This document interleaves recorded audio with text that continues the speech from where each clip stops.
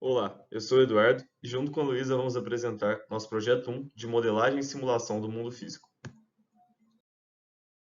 A ideia do projeto é modelar a população de um país usando dados de 1950 a 1980. Nosso país escolhido foi o Brasil.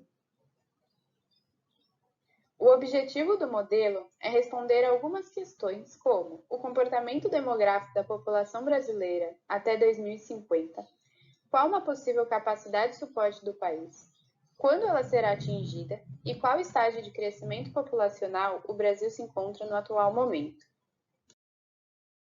A princípio, desenvolvemos um diagrama de estoques e fluxos do Brasil, simulando um modelo logístico de crescimento, e baseando no artigo A Demografia Brasileira e o Declínio da Fecundidade no Brasil, Contribuições, Equívocos e Silêncios, de Alberto Magno e Fausto Brito, percebemos que o saldo migratório durante o período mostrou-se relevante para as alterações da população brasileira. Por isso, desconsideramos fluxos externos ao estoque. De antemão, desenvolvemos um modelo aritmético e outro geométrico. Porém, estes não se mostram viáveis por não contemplarem uma capacidade de suporte. Por isso, a escolha do modelo logístico.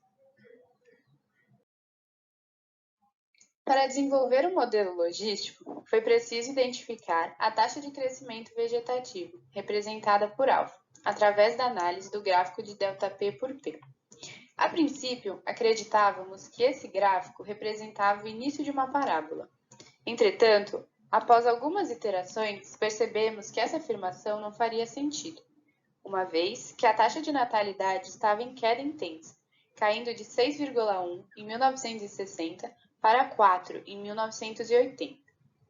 Quanto a esse pequeno desnível, ele se deve pela falta de validação por se tratar de um período de pouca transparência, a ditadura militar. Portanto, o viés amostral não poderia representar o início da parábola de ΔP por P. Contudo, também não poderia representar o topo da parábola, já que ainda existe um crescimento. Logo, esses valores representam uma região intermediária da parábola. Por isso, traçamos uma linha de tendência polinomial de segundo grau, com a interseção na origem, para assim identificar o valor de alfa, que é equivalente ao coeficiente de grau 1. Com o valor do alfa, foi possível calibrar o modelo com os dados de até 1980. Ao fim da calibração, foi encontrado um valor para a capacidade de suporte, equivalente a 300 milhões de pessoas.